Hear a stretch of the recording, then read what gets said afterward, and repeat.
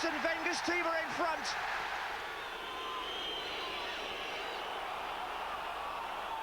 And Arsenal are on the break. He's got Ray to his right. Oh, they've given it away, Everton. Dangerous. Over Mars. Look at this. Surely that clinches the league title for Arsenal. This is bold. Adams has gone forward. And what a way to clinch the championship. The captain and the rock on which Arsenal have built has confirmed their title. So what a moment for Arsenal and their captain Tony Adams, who received the praise. The turning point came last December. For me, on a personal note, it was the Blackburn game, because I knew I couldn't play up to what the standard was expected. You know, I'd set a standard at Arsenal, and I was falling below that. And my personal pride, it was hurting me, you know, to have to go out there and playing okay, but, you know, not doing myself justice. And yeah, I was hurting, and I was hearing a lot of things. Donnell, for instance, was saying to Pat Rice, you know, he's with our youth team, and I went, what's that with Tony? Why isn't he doing that one? And it hurts, you know. I put them, you know, the mask on and saying, oh, I'm okay, you know. But little things were creeping in. I thought, no, this is enough, you know. So for personal reasons, it was the Blackburn game. I went to the manager. I said, look, I'm not going to do it anymore. I can't put myself out there and keep doing it and playing okay. You know. Were you ever worried at that stage that it might be it, that you were struggling as regards the long term as well? Well, you do. I know that's going to come to the day eventually. The day's going to come when it's going to be hang 'em up time. And because of the injuries over that last 2-year period, and I wasn't shaking them off, you know, as I had done before, they were beginning to tell its tale. And yeah, of course, I said, if you can't do your job anymore, then it may be time to pack up. And then thoughts did go through my head. Was that a time where you got depressed? Obviously, you've been through a lot. Was that a difficult thing to handle? Was that tempting to go back where you were, or was that the hardest moment? Yeah, obviously, when the physical side affects the mental side. When I couldn't get out, I was getting up out of bed and I had plantar fasciitis under my foot and my ankle and then my knee and my back, you know, and I'm thinking, gee, you know, I was supposed to be a professional footballer, really, you know, I can't even get out of bed. And then when you get that physical pain, then it obviously goes the other side into the mental stuff, and I'm thinking, gee, you know, the work's becoming very hard, you know, I can't be bothered to do this job, you know, all the negatives roll up. And it becomes very hard, and it is a low place, you know. Anybody that's got a job and that's enjoying their job, then it's great, isn't it? But all of a sudden you feel that you can't do your job no more, and you're getting no job satisfaction. Your self-worth starts to go, self-esteem, and I was pretty low, yeah. The transformation in your own fitness seemed to happen after that break in France. What did you do there that changed things so much? Initially, I rested. I think I never give it enough time. From the February when I done my knee, 96, I never give that enough time. I played in Euro 96, then I came back, had another operation on my knee. You know, it just went on and on and on. I turned my ankle the following February. I was kind of, all my right side was, you know, and I never always thinking, I played Tottenham 10 days after going over on my ankle, thinking, you know, it's Tottenham, and I've got to play, you know, and all that. And you know, I shouldn't have been out there. I went over it again, and it lasted another 2 months, and I'm chasing my tail, as it were. So, you know, the injuries and it was just getting a break from it that you really needed, that you'd never really had, I suppose. That was it. And I said to Arsene that, you know, and he came up with the plan. In fact, it wasn't me. He said, well, you know, let's take some time out. And I took 3 weeks off after the Christmas period, which was lovely. I spent some time with my family and completely chilled out. I didn't, you know, it was very brave of the manager, but as he said to me, I am protecting my long-term future. I'm a player, you know, my long-term. I want you for 4 or 5 years. I don't want you. Let's come up with a plan. And he did, and he said, go away. And I rested for 3 weeks. Then in that 3 weeks, I kind of saw a lot of specialists. I saw a back specialist, a woman over at Bisham Abbey, and a few other, a French guy that's very good, manipulates and does a few things, and, you know, realigning the body, getting it all right. I was open to everything, you know. I was open to faith healers. Anything, you know. I want to see Eileen. It was great, you know.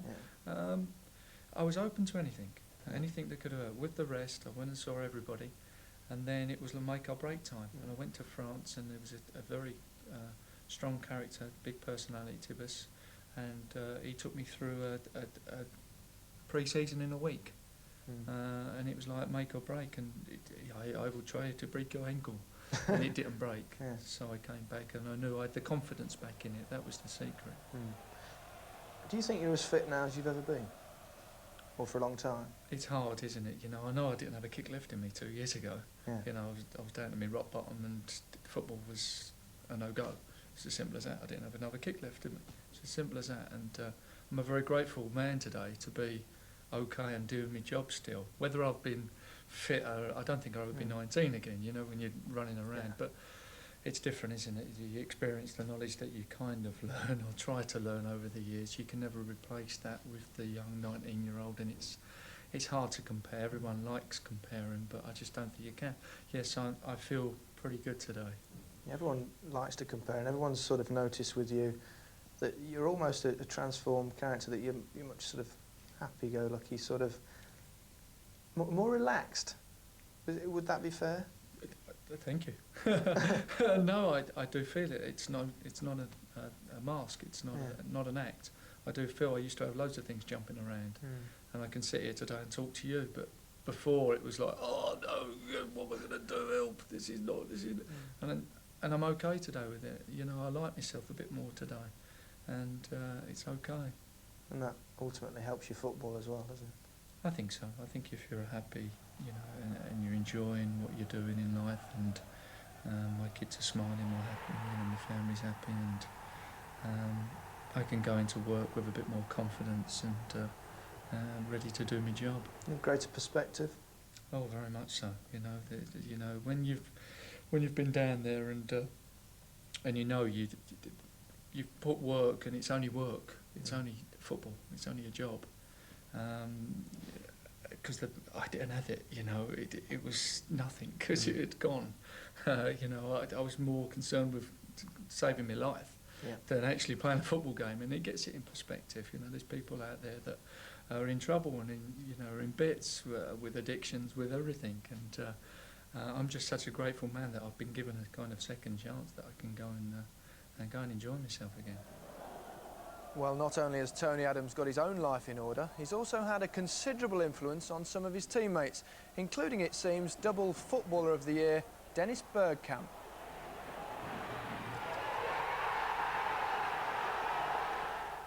Bergkamp's been fantastic, and he just picked me for Footballer of the Year.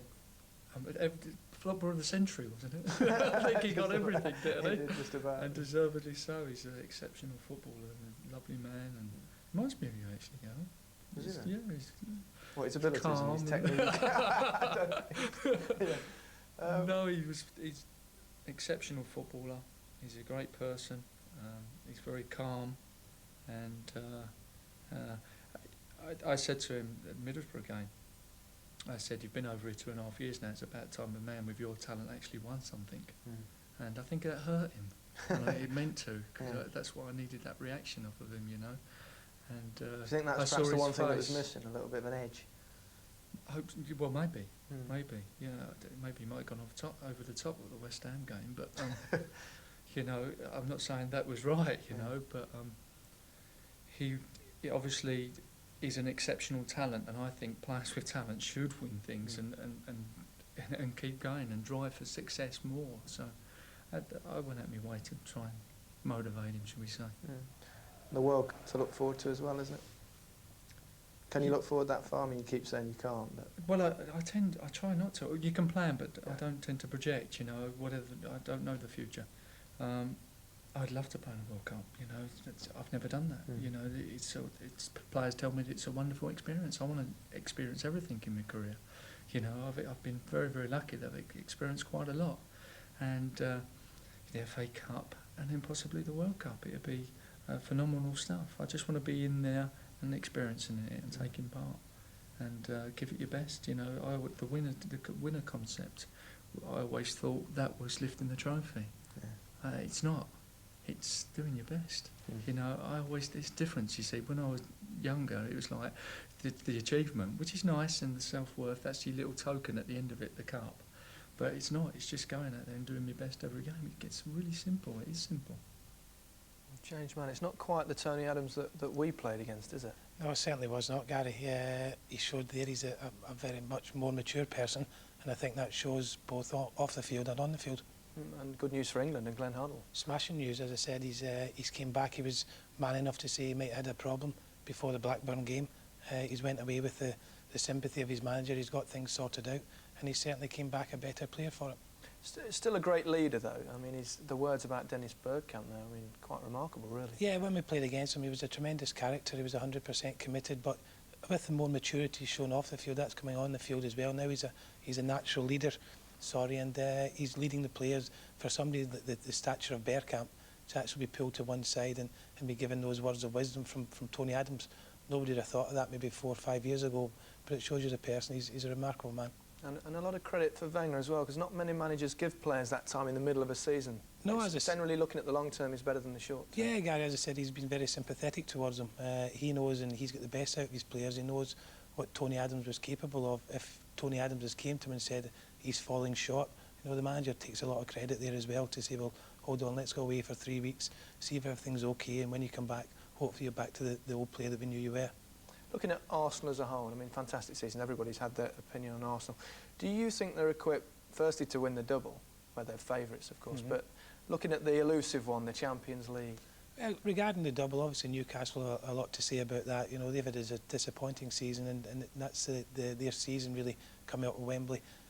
Arsenal have had a magnificent season. I think with the squad they've got, obviously there'll probably be a few more additions in the close season. I think Arsenal could give it a good go next year. At Anfield in 1989, they certainly didn't have the home fans cheering them. This time, though, Arsenal's heroes were even applauded by the opposing players. I say Arsenal's heroes, but it certainly wasn't the 11 that had won the title on Sunday. 9 first-team players were missing, and it showed. It ended in their heaviest defeat of the season. It started with a goal from Paul Ince. Ince, who was to have a very eventful evening. 3 minutes later, he scored his second goal. He won't have many easier than this to score. See, Jason, now I've got 2 in a game as well. The champions went 3-0 behind before Owen soon had the chance to join Jason and Paul on a brace panel when Liverpool were awarded a penalty. Steve McManaman pushed by Matthew Upson in the referee's opinion, but at last, Arsenal, and more particularly Alex Manninger, had something to cheer about. Later in the game, the incident. With friends like these, who needs enemies? Ince's tackle on best friend Ian Wright left Wright with what looked like a very serious injury. As it turned out, it wasn't. Ince went to see his friend straight after the game and reported he was fine. He should be okay for tomorrow's game against Aston Villa. Liverpool, though, secured their 9th goal in their last 2 games, 3 minutes from the end. Øyvind Leonardsen with the devastating finish. Very different. Good defending by the Arsenal man. And here's Overmars again. Oh, he was blocked by Ekiog. First yellow card of the match. Here's Dwight York. Alan Wright scampers down that left flank. Joachim back to Alan Wright in unfamiliar territory. Lee Hendry. Joachim, oh, good header, fine save. Best move of the match, and it's been 20 minutes in coming.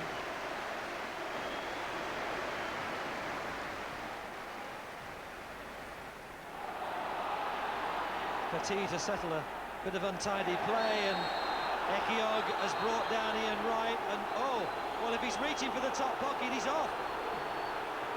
It's a second yellow card. Ekiog is gone. Whether you think it's right or wrong, you're not allowed to tattle from behind. Hendry. Finally at the cross. Oh, Grimaldi had his arms around Dwight York. It's a penalty. The protests are waved away. He was wrapped all round him like an overcoat. So Dwight York against David Seaman. Oh, Dwight York. What a cheeky touch. Villa's top scorer gets his 16th goal of the season. And here's Anelka. Petit. Oh, back off the post. Whistles are ringing out around Villa Park. Here's Dwight York. Oh, Dwight York!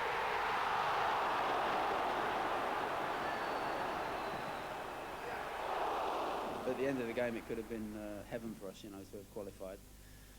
But then we found out that Blackburn had scored 2 minutes from the end or something like that. But, you know, that's the way it is.